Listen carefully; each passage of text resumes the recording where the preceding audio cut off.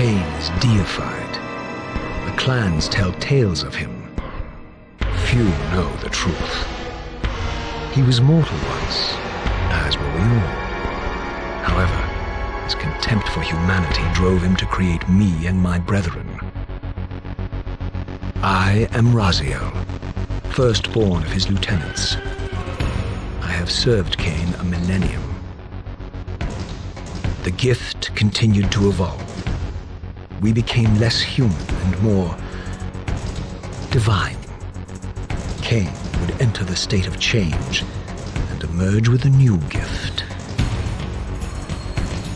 Some years after the Master, our evolution would follow, until I had the honor of surpassing my lord. What's happening, everyone? It's your man Flash Prime here, and it's Prime Time.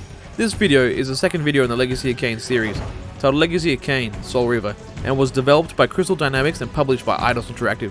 It's an action-adventure video game that came out on PlayStation and Microsoft Windows in 1999 and later on Dreamcast in the 2000s. Crystal Dynamics began developing this game in 1997, but a lover's quarrel with Silicon Knights created legal problems that forced shit originally planned for the game to be reworked into later games in the series. Still, this game's graphics were amazing for the time, but not so much by today's standards, though it's still a hell of a lot of fun and paved the way for this homie's love of the supernatural. I earned a new kind of reward. Agony. In the opening cutscene we see Raziel, current Top Gun sex machine, later Soul Sucker, showing off to Cain his newest evolution, a set of mighty wings that now give him an advantage on Cain, who, being the Mac Daddy he is, can't let this fuckboy get too full of himself, and literally rips the bones out of his wings and tosses his limp-winged ass into the Lake of the Dead, where he burns in constant agony for what seems like an eternity. Cast him in.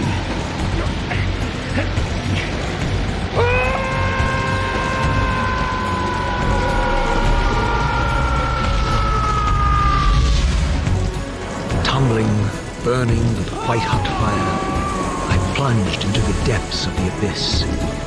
Unspeakable pain, relentless agony. Time ceased to exist. Only this torture and a deepening hatred of the hypocrisy that damned me to this hell.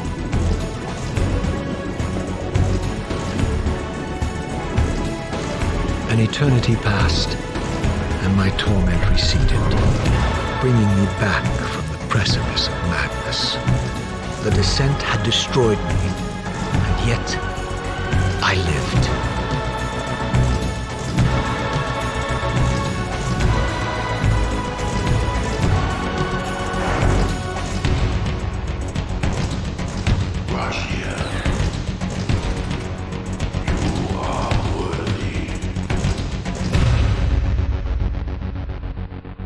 This is where the Elder God turns Raziel into a Wraith, the Soul Reaver, and seemingly offers him the chance for revenge, so that the wheels of fate may once again turn, and Nosgoth may once again find balance. Death would be a release next to this travesty. You did not survive the abyss, Raziel. I have only spared you from total dissolution. I would choose oblivion over this existence. The choice is not yours. So Raziel sets out after 500 years of being stuck in the Lake of the Dead, and 1500 years after the events of Blood Omen. Raziel finds that he can be both in the physical world or the spirit world, but the physical world taxes him, and he must absorb the souls of the living to sustain himself. If you fail to feed or absorb too many wounds, this fragile matter will dissolve. Soon he comes face to face with his vampire brother's current children, who seem little more than thirsty bitches, getting whatever they can and are only driven by the need to feed. That's impossible. These foul, scuttling beasts could not be kin of our high blood. Do you suppose that time stood still for you, Raziel? Much has changed since you passed from the world of men. And so, the hunters become the hunted, and the life force that fuels Raziel's vengeance.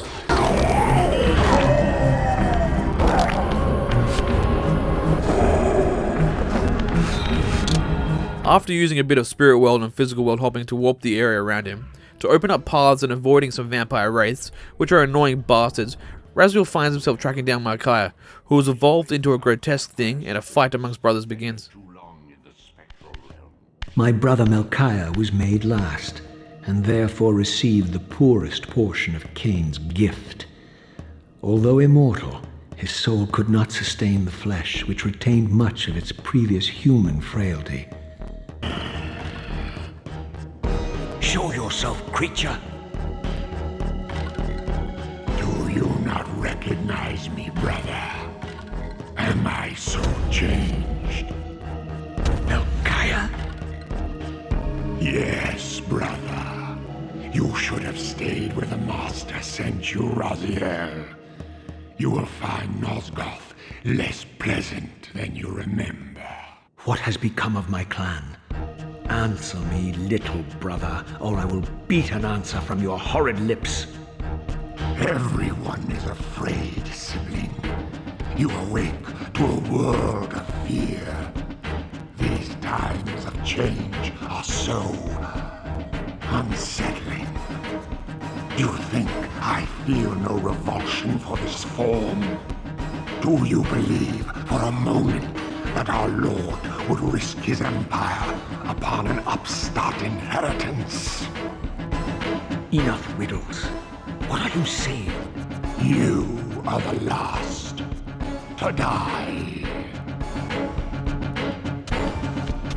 This boss fight is pretty straightforward, with Raziel just dropping gates onto Melchiah until he is weak enough to be struck by the big meat grinder in the sky.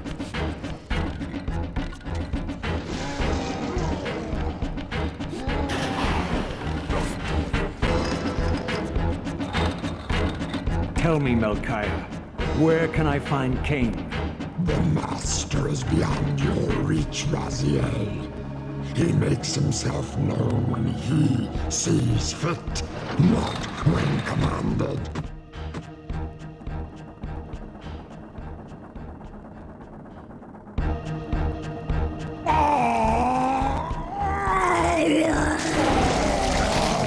I'm released.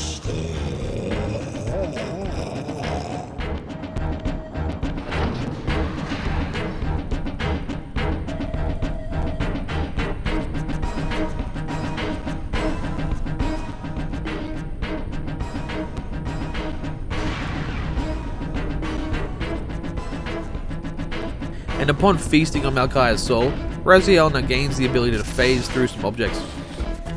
This animation always makes me smile, since it looks ridiculously majestic. My God! The sanctuary of the clans reduced to ruin. Beyond these walls lay the pillars of Nosgoth, the seat of Cain's empire. How humble it now appeared, collapsing into the dust of its former magnificence. And yet, I had only just emerged. In the instant between my execution and resurrection, centuries had apparently passed. Using the phase ability, Raziel now gains access to the sanctuary of the clans, built around the ruined pillars of Nosgoth, and it's here where our champions meet. Raziel. Cain. The Abyss has been unkind. I am your creation, Cain. Now, as before, you criticize your own work. What have you done with my clan, degenerate? You have no right. What I have made, I can also destroy, child. Damn you, Cain! You are not God! This act of genocide is unconscionable! Conscience? You dare to speak to me of conscience? Only when you have felt the full gravity of choice should you dare question my judgment. Your lifespan is a flicker compared to the mass of doubt and regret that I have borne since Mortanius first turned me from the light. To know that the fate of the world hangs dependent on the advisedness of my every deed. Can you even begin to conceive what action you would take in my position? I would choose integrity, Cain.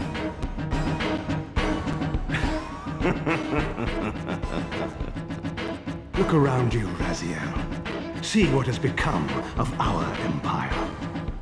Witness the end of an age. The clans scattered to the corners of Nosgoth. This place has outlasted its usefulness. As have you.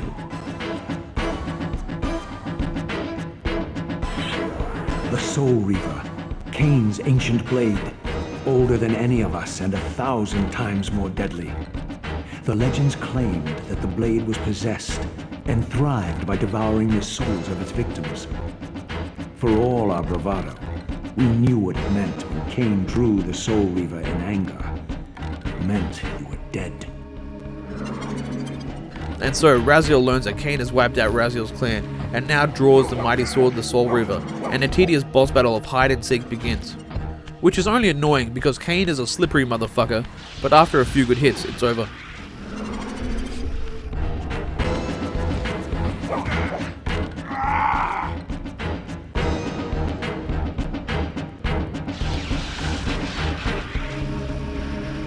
With Cain attacking Raziel with the Soul Reaver, it shatters on impact, and freed from its physical bonds, Raziel claims the sword in the spirit world. The blade is vanquished.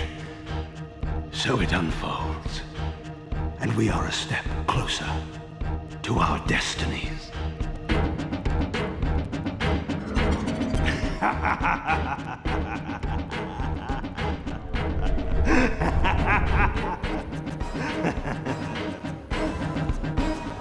I swore I saw a glint of satisfaction in Cain's eye when the Soul Reaver was destroyed. I did not understand the game that Cain was playing, but I knew the finishing move.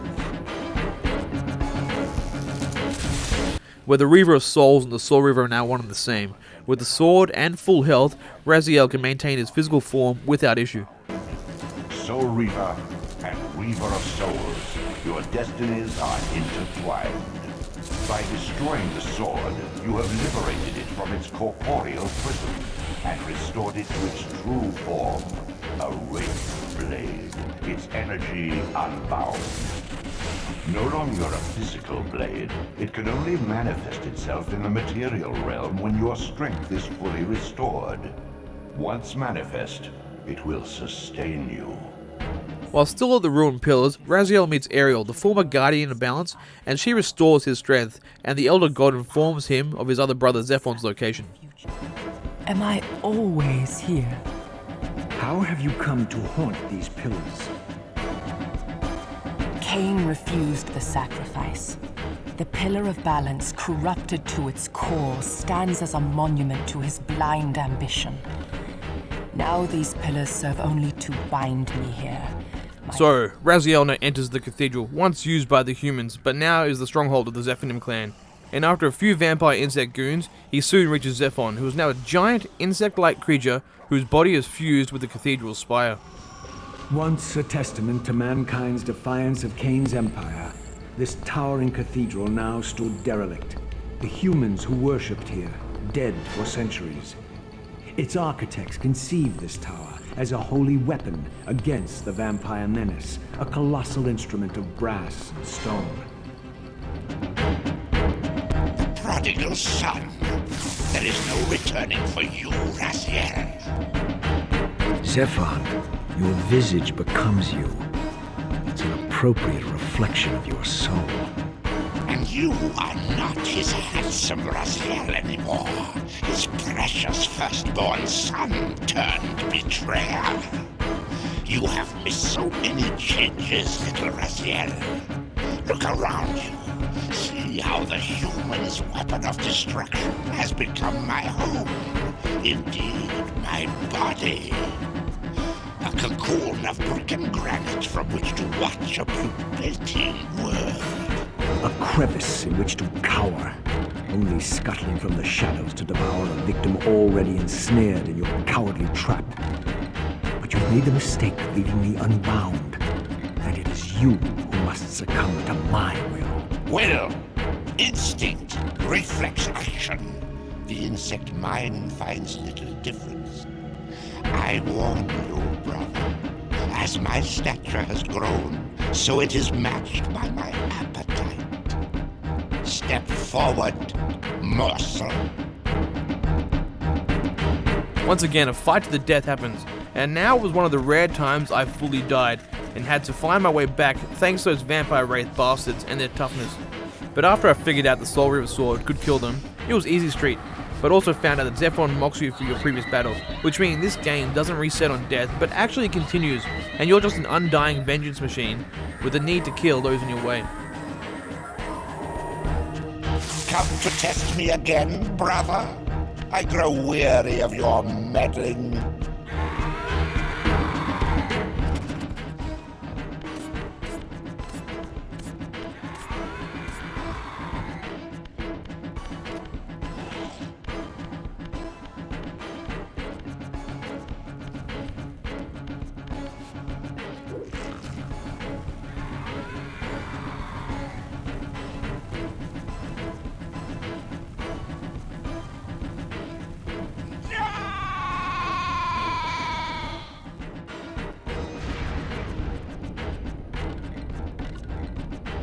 And after killing Zephon and enjoying a little tasty snack on his soul, Raziel now gains the ability to climb, and in traditional game-like fashion, the new ability leads to the next area. On the way to the next area, Raziel stumbles across a Seraphim tomb. The ancient tomb of the Seraphim, once impenetrably sealed, now ravaged by Nosgoth's upheavals, its mysteries lay exposed. In the time of Vorador, centuries before Cain was made, the Seraphim warrior priests waged a merciless war against the vampire tribes of Nosgoth. Emboldened by righteousness, they committed unspeakable and indiscriminate acts of violence, massacring fledglings and ancients alike. They decimated entire bloodlines in mere decades. Now their husks lay here, murderers enshrined.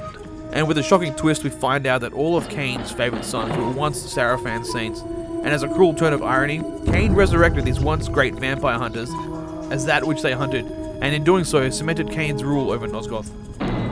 These crypts, defiled caskets of Seraphim saints, bearing my brothers' names, and my own. The irony of Cain's blasphemous act rushed in on me with the crushing force of revelation. Were my hands not as bloody as these? Worse, I had spilled the blood of my brothers, these very comrades whose tombs lay ravaged before me. Yes, Raziel, you were a Seraphim, born of the same force that all but destroyed your race. Before the dawn of the Empire, you were chosen. Cain, Nosgoth's solitary self-declared monarch, plundered this tomb and raised you from these crypts. Breathing his vampiric gift into your defiled corpses, he resurrected you as his favored sons. After using the old world-warping ability of travelling between the physical and spirit worlds, Raziel finds a mini-boss that once defeated and soul devoured, Raziel gains the ability to shoot blasts that Master Roshi would be proud of. And after entering a secret passage, Raziel now enters a flooded abbey that is home to Rahab and his clan, who have now become merman-vampire hybrids. Once a sanctuary against the vampire menace, this abbey has been drowned by the deluge spilling from this wounded land. Your brother Rahab and his brood, devastated even by the feeble rays of Nosgoth's sun, overcame their vulnerability to water and retreated from the surface. Now they haunt these ruins and glide in the darkness of its stagnant depths. This leads to another fight between brothers, as Raziel tries to reason with Rahab and revealing they were once Seraphim, but in Rahab's eyes, Cain saved them and attacks Raziel. Rahab, you have adapted well to your environment, for one so maladjusted. Do not mock me, Raziel. You of all of us should respect the power bestowed by a limitation overcome. Cain said you would come. You speak with the murderer? You would do well to mind your blasphemous tongue. What more did he tell you? That you would destroy me. I will indeed. But tell me, before I tear your soul from its moorings, do you know what we were before Cain spawned us? Human. Seraphim, Rahab, the antithesis of all we ever believed. Does it matter? We were lost. He saved us. Saved us? From what? From ourselves.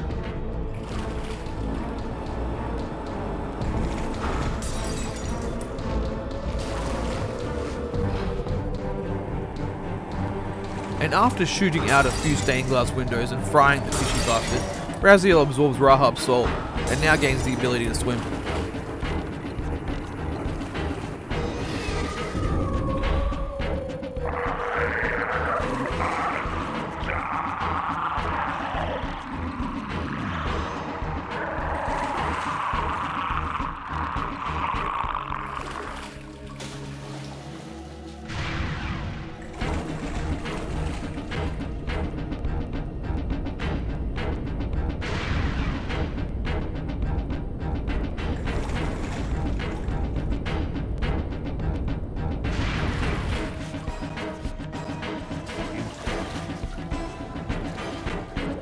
Next, Raziel uses HM Surf to cross the Lake of the Dead and arrives at the abandoned fortress of his brother Duma. The Elder God reveals the Dumahim clan vampires were scattered throughout Nosgoth following an invasion of human hunters. This city once teemed with the life of my kind. Could it be that other clans had suffered the same fate as mine? In his madness, could Cain spare none of his brood? It was not Cain, but Duma's own arrogance that brought the downfall of his clan. These are human weapons, Raziel. Believing themselves invincible, Duma and his offspring failed to see an attack coming from the least likely assailants. Complacent in their arrogance, they were taken by surprise, allowing the human vampire hunters to decimate their ranks with little resistance. The few that escaped have been reduced to scavengers. After reaching the throne room of the fortress, Raziel finds Duma shackled to his throne with his heart pierced, and revives Duma only to lay the smackdown Soul Reaver style. My brother Duma, a powerful warrior in life. He would have burned with shame to have me find him here like a stuck pig.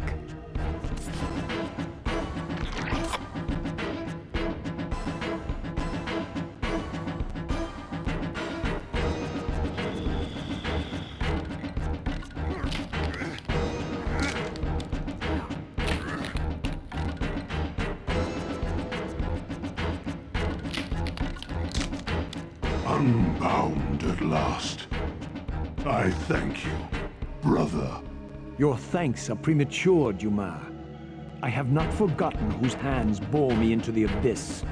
The centuries in limbo have honed my strength. Not even Cain is my equal. Even the strongest vampire is vulnerable. We shall test your thesis, Raziel. My bloodthirst has been superseded by an even darker hunger. I will consume your soul before this day is done.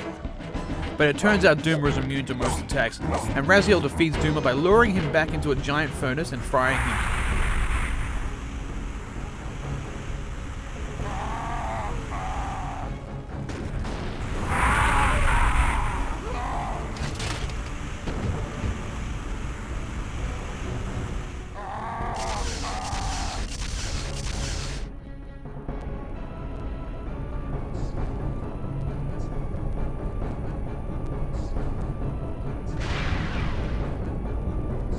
And sucking the brother's soul, which grants Raziel the ability to use spectral energy to constrict enemies and also move previously unmovable objects in the physical world.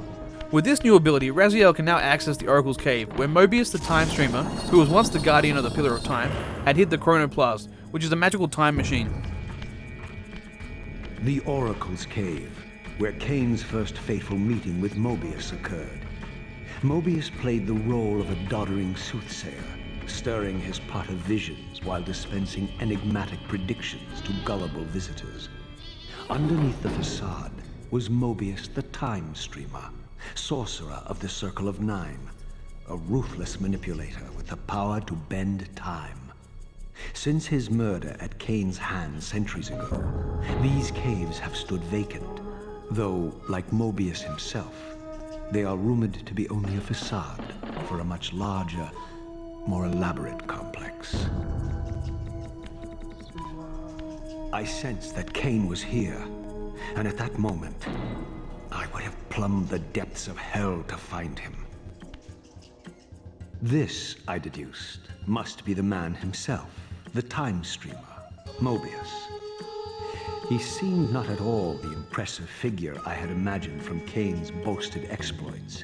And yet, even this cold image radiated a certain undeniable power. And as he travels through the cave, he is shown glimpses of the past, present, and future, but is left with more questions than answers.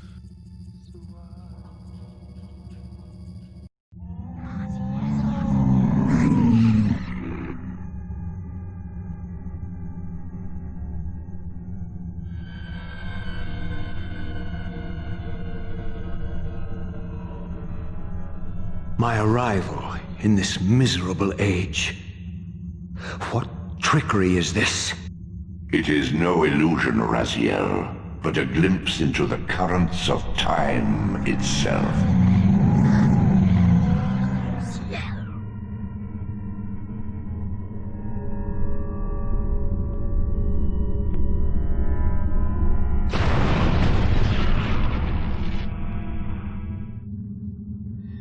These apparitions torment me. Has this all been foretold?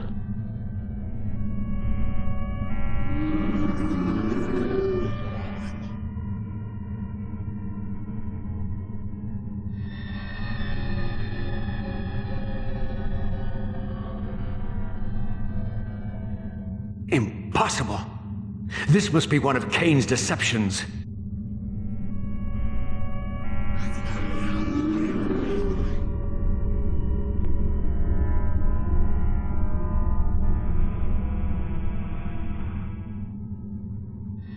My mind reels with conflict. Does Cain await me moments from now, or in some century yet to come?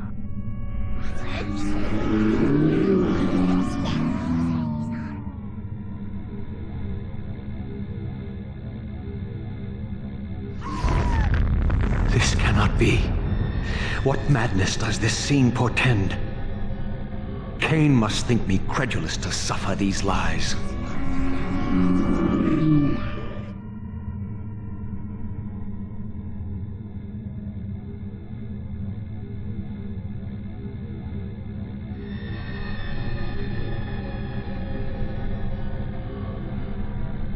Is this phantasm a conjuration of my mind, or an echo of future events?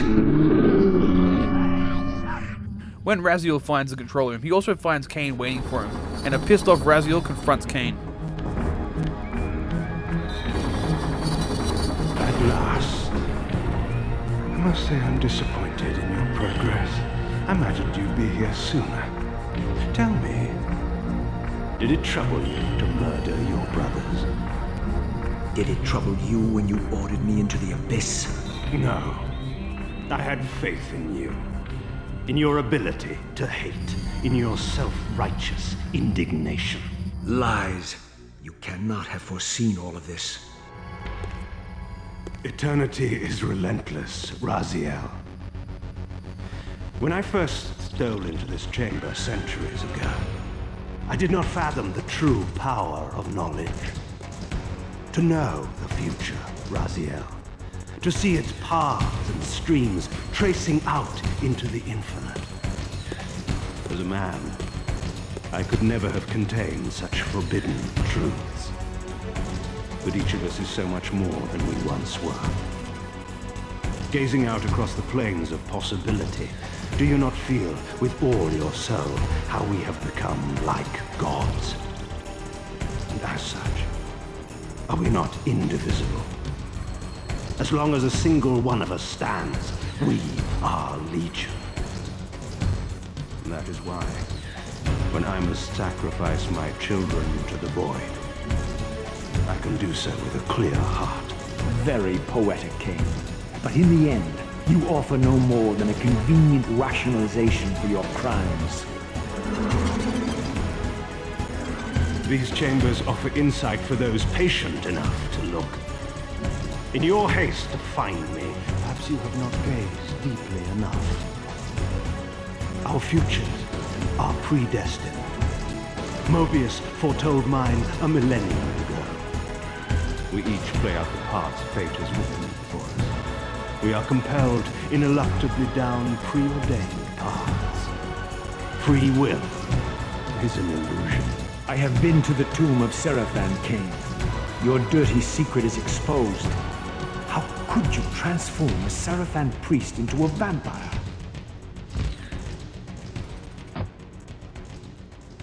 How could I not?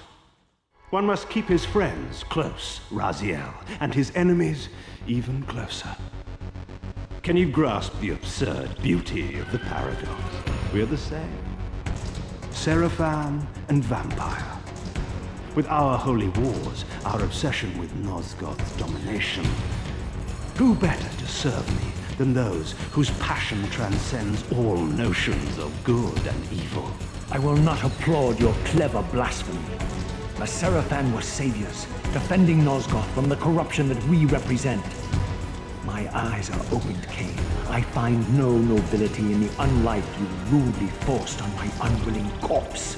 You may have uncovered your past, but you know nothing of it. You think the Seraphim were noble, altruistic? Don't be simple. Their agenda was the same as ours. You are lost in a maze of moral relativism, Cain. These apparitions and portents. What game are you playing now? Destiny is a game, is it not? And now, you await my latest move. Cain justifies his actions by saying everything that happened up until now was in line with destiny, and proceeds to inform Raziel that the Seraphim were far from noble crusaders. Raziel demands to know why Cain created him, but refuses to accept the answer and attacks Cain. And the world's shittest game of hide-and-seek begins, where Cain teleports around the room, setting up the time machine while Raziel awkwardly tries to attack him. This was only annoying due to bad camera controls and Cain's aimbot no-clip hacks lightning attack, but eventually Cain is defeated.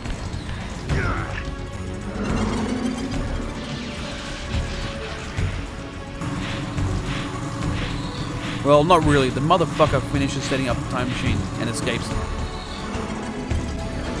You nearly had me, Raziel. But this is not where or how it ends. Fate promises more twists before this drama unfolds completely. And Raziel goes to follow, but the Elder God warns him that he will be going beyond his influence. Be warned, Raziel. Once you cross this threshold, you are beyond my influence. But Raziel chooses vengeance and steps forward into times unknown. Where a familiar face, Mobius the Time Streamer appears and welcomes him to his destiny.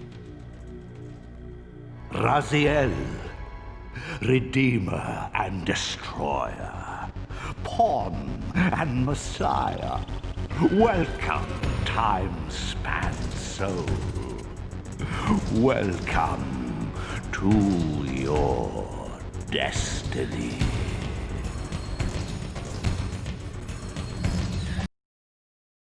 Where time is but a loop, a loose stitch in the universal cloth, a streamer might seize upon a chance, a fatal slip, and plunge the fate of planets into chaos. And that, people, is how Soul Reaver ends, with a tease for Soul Reaver 2 and the return of an old enemy. I had a lot of fun playing this game. It does get a little repetitive in parts, particularly with the box puzzles. It felt like I was doing Nightfill at Big Dub again, but I still recommend playing it if you get the chance. Like and subscribe, or comment if you like, but peace out, homies, until next time.